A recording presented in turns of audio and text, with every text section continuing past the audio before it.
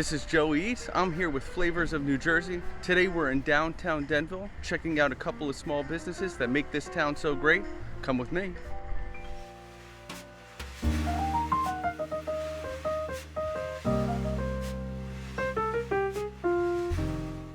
Next stop, we have Sweet Vinyl, where we're going to get some coffee and check out some classic rock.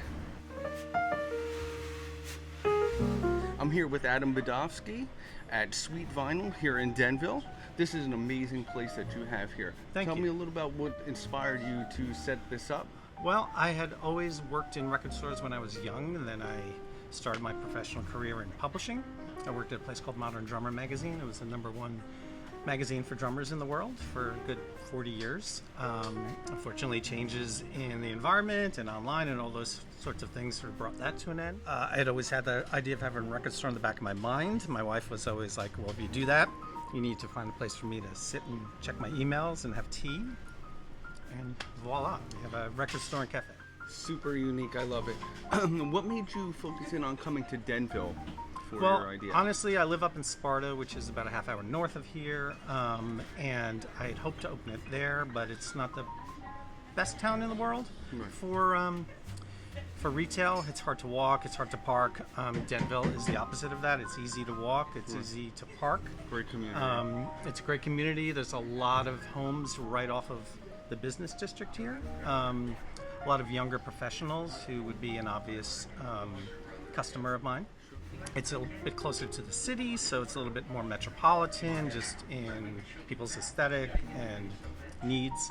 So we kept on sort of widening our circle, and one day we came to Denville, and we were like, oh, this might work really well.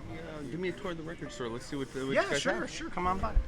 So we're here at the record store part. Tell me about some of the products and services that you offer here. Well, when I decided to open the record store, I wanted it to be a real record store, and by that I mean back in the day, the record stores were full-line record stores with a lot of new vinyl. As opposed to a lot of stores that rely on used stuff to come in the door, I really fill in every genre that I can with new new pressings of older recordings a lot of times, but also new recordings. It's very important to me to be able to appeal to younger listeners because vinyl has become a very popular thing with younger people as well. It's not just a retro thing, it's their thing as much as it was my thing when I was 17 years old. So basically we've got every genre you can imagine as well stocked as humanly possible.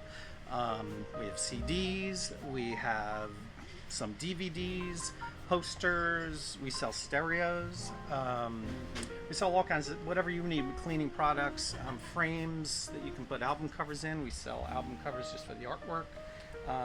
Lava lamps, all sorts of things like that.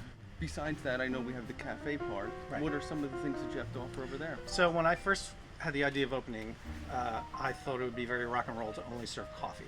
Yeah. And I very quickly learned that that's the most ridiculous thought I could have in the world, because largely people are interested in lattes, flavored drinks, matchas, chais. So we offer all of that.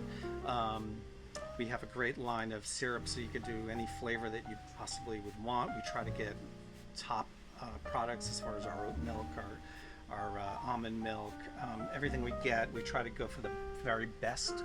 A lot of our products are either vegan. The food isn't. We use a company called Royal Bakers, and they work with all the best individual bakeries in the tri-state area, so I get to pick and choose what I want.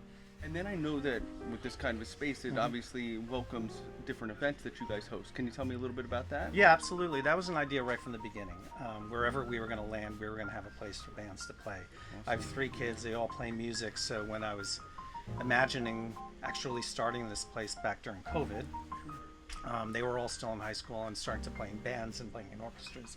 So I thought, how cool would it be for them, A, to have somewhere to work, B, to have somewhere for them to play.